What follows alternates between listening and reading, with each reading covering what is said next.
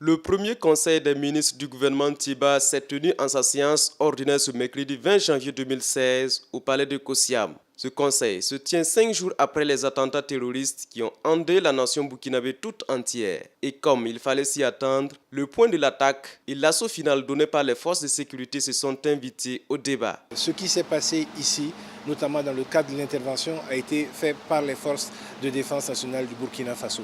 Il y a eu l'aide très appréciable des soldats français et américains, mais par exemple, il faut que vous sachiez que la mise hors état de service des 3 terroristes a été faite par des unités burkinabées. À la date d'aujourd'hui, le gouvernement burkinabé confirme qu'il s'agit de 30 décès et qu'il s'agit également de 3 terroristes neutralisés.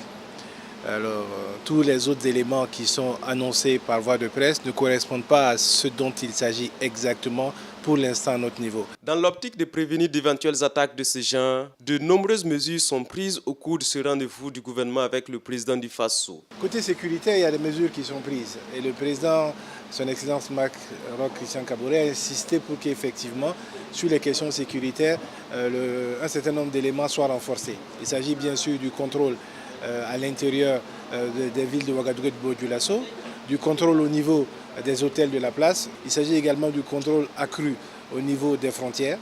Et il s'agit également de la remise en action de tout ce qui est surveillance vidéo dans la ville de Ouagadougou. Autres sujets abordés au cours de ce conseil des ministres sont entre autres le sommet de l'Union africaine prévu pour se tenir les 29 et 30 janvier prochains, l'arrivée au Burkina Faso du président tchadien Idriss Déby Itno ce jeudi 20 janvier 2016 et du Premier ministre français Manuel Valls les jours à venir pour exprimer leur solidarité au Burkina qui traverse des moments difficiles.